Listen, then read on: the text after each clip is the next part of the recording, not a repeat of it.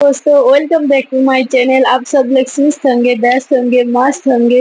তো আজকে আমি বানাচ্ছি রসুন দিয়ে ম্যাগি। তোমরা ম্যাগি আর পাস্তা একসঙ্গে এটাকে মিলিয়ে খেয়ে দেখবে, দারুণ হয় কিন্তু খেতে। তো প্রথমে আমি ম্যাগি আর পাস্তাগুলোকে আগে থেকেই সিদ্ধ করে রেখেছিলাম। তারপরে একটি প্যানে সাদা তেল দিয়ে তাতে পেঁয়াজ কুচি, রসুন কুচি, আমি রসুন কম করে ব্যবহার করছি, তোমাদের বেশি করে ব্যবহার করতে পারো। কাঁচা লঙ্কা কুচি, টমেটো কুচি আর একটু ম্যাগি মশলা, লবণ দিয়ে ভালোভাবে সেগুলোকে ভেজে নিয়ে তারপর সেদ্ধ করা ম্যাগি আর পাস্তাগুলো দিয়েছি। তারপর ছোট ছোট ম্যাগির প্যাকেটের ভিতরে যে ছোট ছোট ম্যাগি মশলাগুলো থাকে সেগুলো দিয়েছিলাম। তারপর আমি 1 চামচের মতো চাট মশলা সেখানে ইউজ করেছি। তোমরা চাইলে এটাকে স্কিপ করতে পারো।